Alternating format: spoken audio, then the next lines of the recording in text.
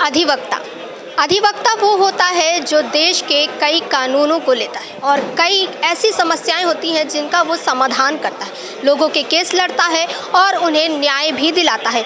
लेकिन जब बात अधिवक्ताओं पर आ जाए तो अधिवक्ता क्या करेंगे? जी हाँ, वो वकील जो लोगों की समस्या का समाधान कराते हैं, उन वकीलों पर अब खुद समस्या आ गई है। समस्या ये है कि सरकार एक एक्ट लाई है जिसमें संशोधन करने की बात की जा रही है। एक्ट है 1961 एडवोकेट एक्ट। जी हाँ, जिस तरह से इस एक्ट पर संशोधन करने की बात की जा रही है उसके खिलाफ अब अधिवक्ता पूरे देश भर में प्रदर्शन कर रहे हैं।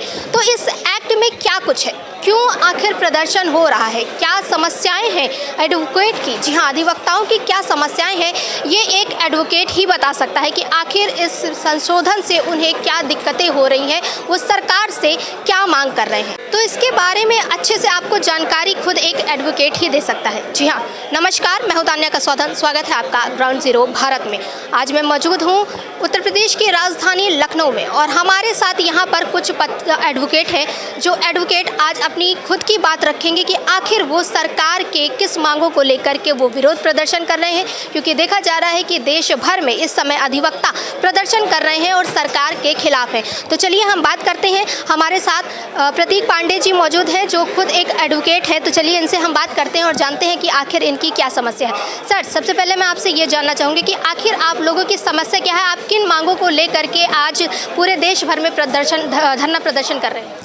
नमस्कार, मेरा नाम एडवोकेट प्रतीक पांडे है और मैं हाई कोर्ट का अधिवक्ता हूं। इससे पहले दिल्ली प्रैक्टिस कर रहा था। इस समय करंटली लखनऊ बेंच में मैं देख रहा हूं। इलाहाबाद में पैनल एज ए एडवोकेट काम कर रहा हूं। ये जो मैम आपने जेन्युइन क्वेश्चन किया, इसका मैं आपको बहुत बड़ा फैक्ट रीज़न बताने जा रहा हूं कि ये जो धरना प्रदर्शन पूरे देश में हो रहा है, इसका सबसे बड़ा कारण ये है कि राइट जो एक एडवोकेट के जो राइट हैं, उन राइट्स को दबाने की बात की जा रही है।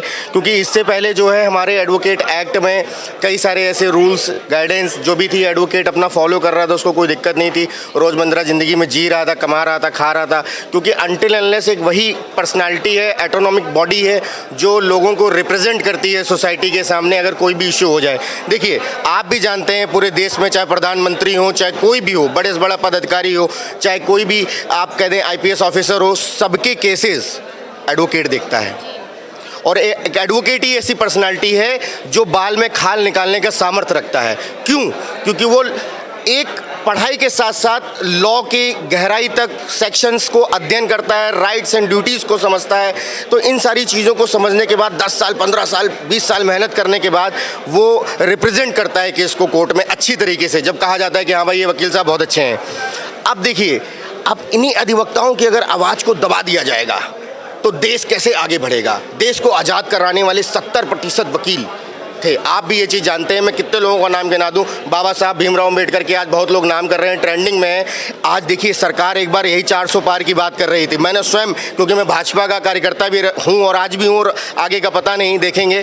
लेकिन अभी जो बात की है अधिवक्ताओं के हित के लिए सरकार ने, और उसको टोटली उन्होंने डाइवर्ट कर दिया। क्योंकि अभी 1 महीने पहले पे हम लोग चर्चा कर रहे थे, लास्ट डेट 19 तारीख लगी थी जनवरी में, कि सुप्रीम कोर्ट ने कहा था कि एज सुन एज पॉसिबल आप इसमें अपना ऑर्डर दें, क्योंकि दिल्ली के वकील जो है निरंतर प्रोटेक्शन एक्ट की मांग कर रहे थे और यही प्रोटेक्शन एक्ट की मांग पूरे भारत में चलने लग गई।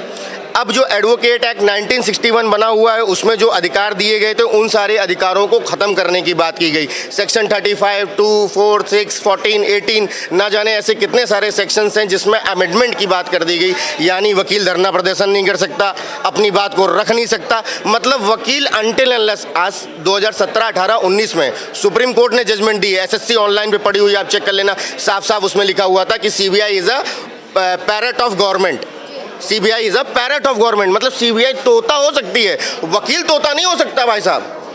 वकील किसी का कोई भी दबाव में काम नहीं करेगा, ना कर सकता है, क्योंकि हमारा काम ही यही है कि हम कानून को जो है फैक्ट के हिसाब से देख करके, ठीक है, न्याय हो रहा है नहीं हो रहा, उसको बिल्कुल अधीनता से फैला करके हम उसमें डीपली घुस करके कार्य करते हैं।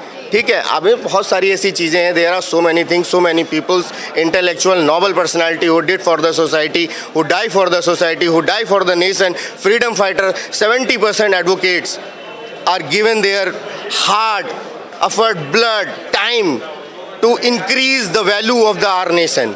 बट अनटिल अनलेस आज उन्हीं लोगों के राइट्स को दबा दिया जा रहा है पूरी तरीके से। आपका कहना है कि इनडायरेक्टली आपके अधिकारों को छीना जा रहा है। बिल्कुल छीना जा रहा है भाई। अधिकारों को छीनने का मतलब ये है कि एक अधिवक्ता, अब आप ये मान लीजिए मैडम कि कोई एक महिला जा रही है, आपको देखिए महिला अधिवक्ताओं के साथ कितना गलत हो रहा है, महिला पत्रकार के साथ देखिए कितना भी रिसेंटली गलत हुआ, कई सारी जगह हुआ, मैं नहीं कहूँगा, आप खुद देख सकते हैं, और मैं आपको ऑर्डर्स भी ऐसे कई सारे एविडेंस भी दूंगा जिनको आप अपने चैनल पे भी डाल सकते हैं। तो ओवरऑल ये चीज़ें हैं कि जब एक वकील टोटली गवर्नमेंट के उसमें बाउंड हो जाएगा तो वो कैसे केस लड़ेगा, आप बताइए। जब हम सरकार कहेगी नहीं ऐसा करना है, अब ऐसा करिए, सरकार के हिसाब से ही सब चलेगा, हम दबाव में काम करने लगेंगे। आप देखिए आए दिन पुलिस वाले किस तरीके से दबा देते हैं, कहीं कुछ हो जाता है, पैसा भी ले लेंगे, काम नहीं करेंगे, कोई बात नहीं।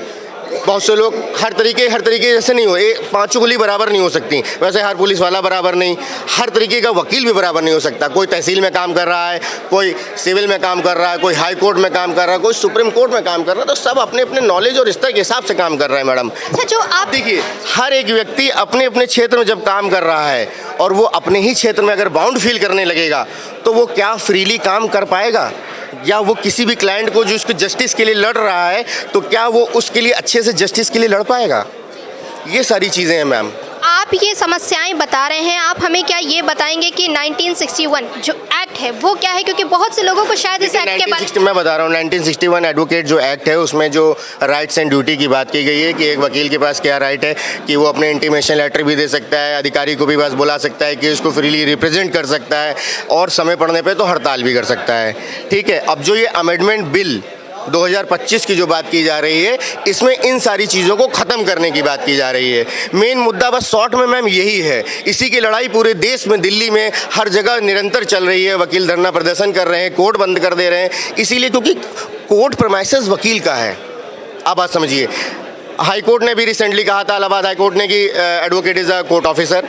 तो वो जब कोर्ट ऑफिसर है तो अगर उसको ऑफिसर का दर्जा ना दिया जाए और उसको भी दबा दिया जाए तो क्या वो आने वाले टाइम पे नेशन के लिए अच्छे से लड़ पाएगा, आप बताइए। कहीं ना कहीं वकीलों के हनन की बात। बिल्कुल, हम जैसे कहते हैं 4 पिलर ऑफ लॉ, आप भी जानते हैं कि एग्जीक्यूटिव, लेजिस्लेटिव और आपका हो गया जुडिशरी और आपका हो गया मीडिया, ये जो 4 चीज़ें हैं ये 4 पिलर ऑफ लॉ हैं।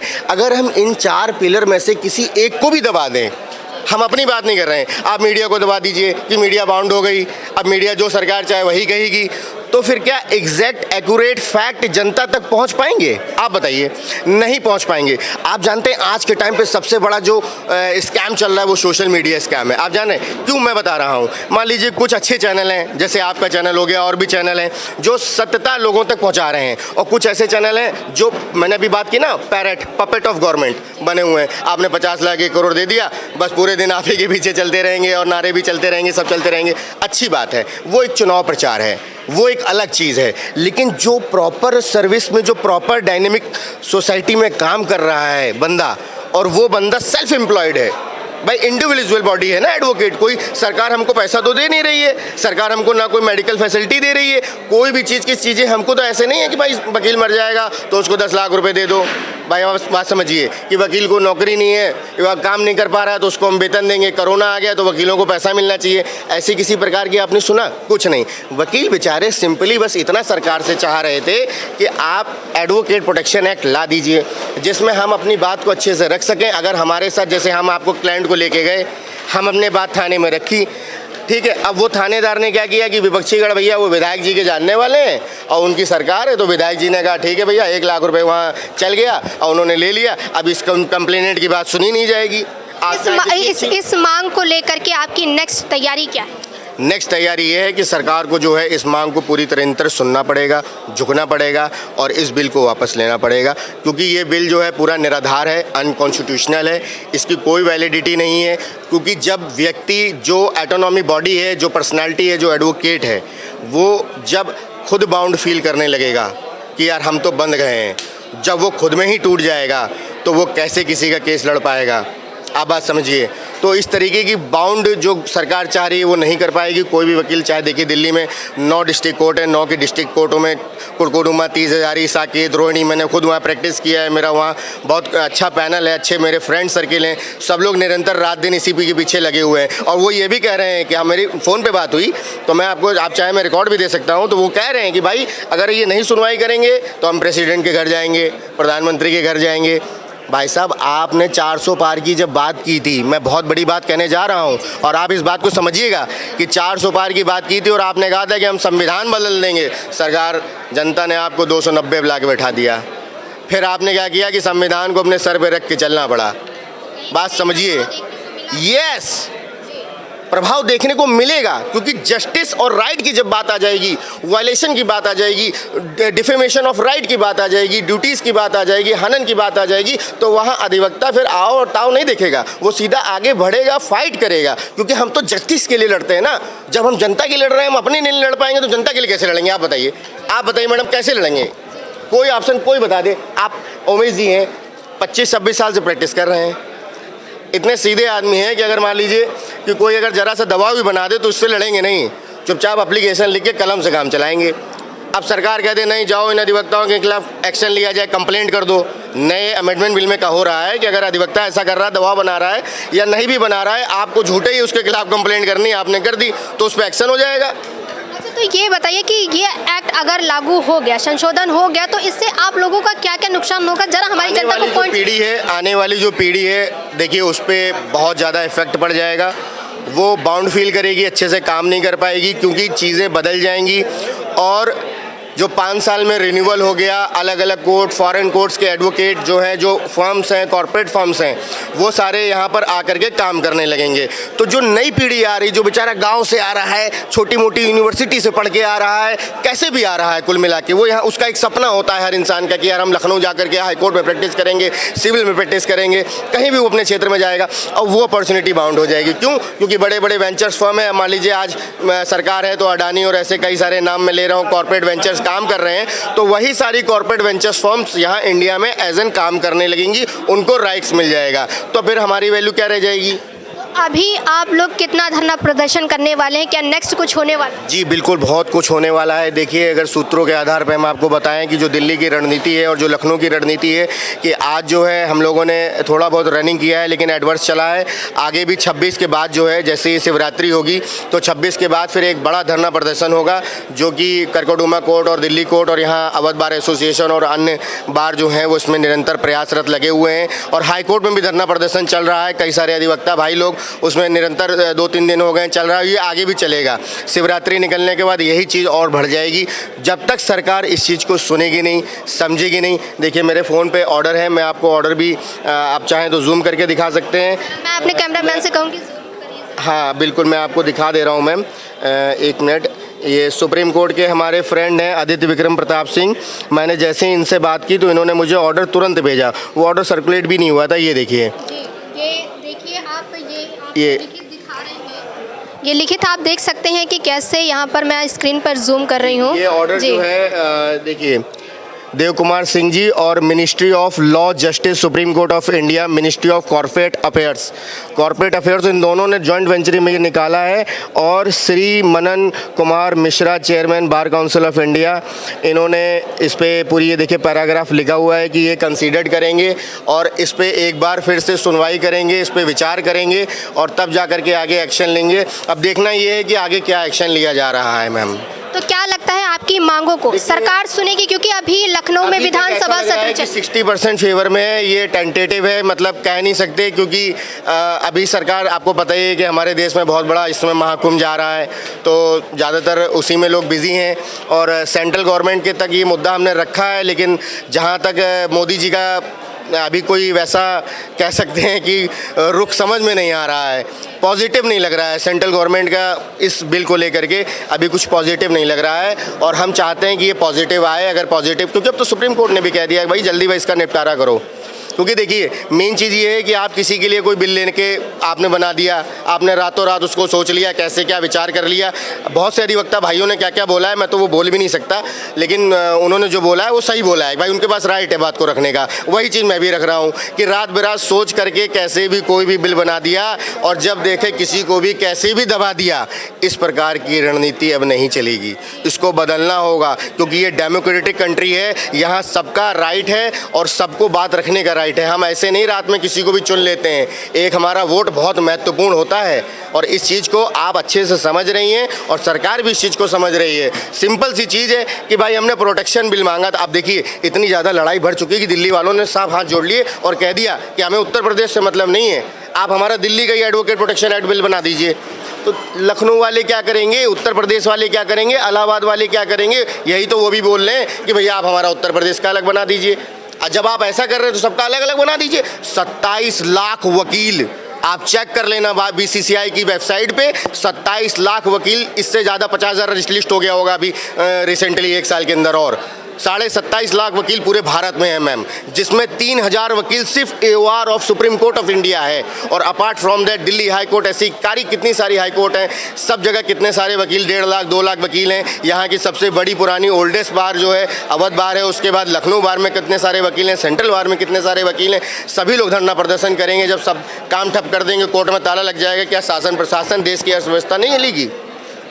कॉर्पोरेट शेयर मार्केट गिरने लगा है मैडम, आप समझ लीजिए, क्योंकि कितनी बड़ी बड़ी लॉ फर्म्स, मैं नाम ले रहा हूँ, अब मुझे नहीं पता लेना चाहिए नहीं लेना चाहिए, लेकिन मेरा मानना ये राइट है बोलने का, तो मैं तो बोलूँगा।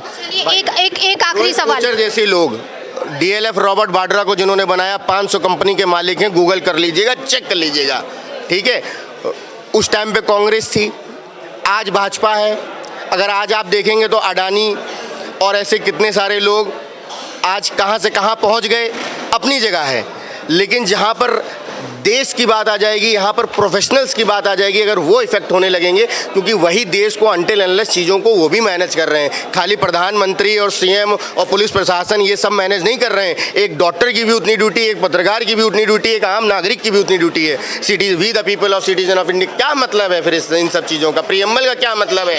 एक आखिरी सवाल आपसे, एक आखिरी सवाल आपसे कि आप क्या क्या मांग करना चाहेंगे, और अब आखिर में कि आपको क्या लगता है कि सरकार सुनेगी, और अगर नहीं सुनी तो नेक्स्ट लेवल आपका क्या? हमारा ये है कि सरकार को ये चीज़ सुननी पड़ेगी और ये जो बिल आया है 25 का, इसको वापस लेना पड़ेगा। और अधिवक्ताओं के हित के लिए कृपया सोचिए।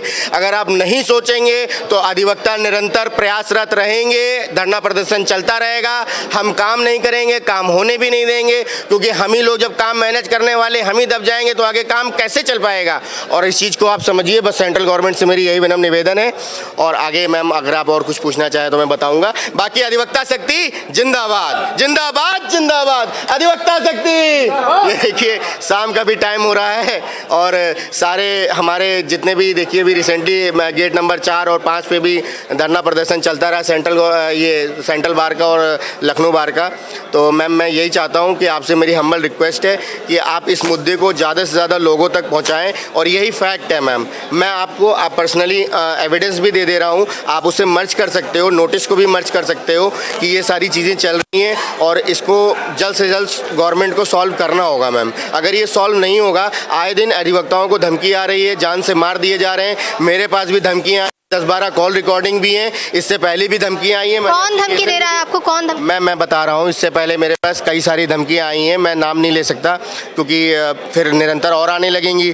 तो वो धमकी यही है कि ज़्यादा फुदक रहे हो, कुछ नहीं होगा, ये वो क्या है, और तुम बहुत गंदी संदी गाली गलौज भी क्लाइंट लेवल पे भी आई हैं। मतलब मेरे कहने का मतलब है जो काम कर रहे हैं ऐसे दबंगों का, कभी कभी क्या होता है, 1-2 रेप केस थे हमने डील किए थे, उसमें भी वहाँ से मेरे ऊपर दबाव बना।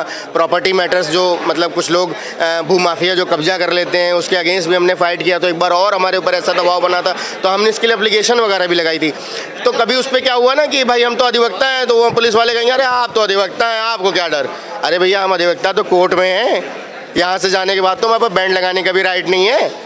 आप बताइए चलती सड़क। तो देखा आपने कि कैसे इनका कहना है कि इन्हें धमकियां भी आई है। जी हाँ, एडवोकेट को अब धमकियां भी आने लगी हैं इस एक्ट को लेकर के। तो हम यही चाहेंगे कि सरकार इनकी बातें सुने। तो आपका बहुत बहुत धन्यवाद हमसे जुड़ने के लिए। तो देखा आप सबने कि कैसे एक एडवोकेट, जी हाँ, एक अधिवक्ता अपनी बात रख रहा है। और ये सिर्फ एक अधिवक्ता की ही बात नहीं है, ये सभी की बात है। ये देश के जितने भी अधिवक्ता हैं उनकी मांग यही है कि सरकार इनकी मांगों को सुने। और भारतीय बार एसोसिएशन से भी कहा गया है कि जिस तरह से इस एक्ट को संशोधन करने की बात की जा रही है, उससे कहीं ना कहीं अधिवक्ताओं की आज़ादी छिन जाएगी। जी हाँ, उनकी आज़ादी छीनी जा रही है। तो इस एक्ट के खिलाफ अब अधिवक्ता खड़े हो चुके हैं, उठ चुके हैं और अब सरकार के खिलाफ इनकी आवाज़ें बुलंद हो चुकी हैं। तो सरकार से हमारी यही उम्मीद है कि ये अधिवक्ताओं की बातों को सुनेंगी। और आगे किस हद तक जाएंगे अधिवक्ता, ये आप सोच भी नहीं सकते, क्योंकि ये अब कह सकते हैं कि एक बौखलाहट है, क्योंकि ये एक सिर्फ राज्य का मुद्दा नहीं, पूरे देश का मुद्दा, पूरे भारत का मुद्दा है। तो सरकार को कहीं ना कहीं इनकी बातों को सुननी चाहिए और हम उम्मीद करेंगे कि सरकार इनकी बातों को जल्द सुनेगी। तमाम और जानकारी के लिए जुड़े रहिए ग्राउंड जीरो भारत के साथ। कैमरा पर्सन रमन के साथ मैं तान्या कसौधन, लखनऊ।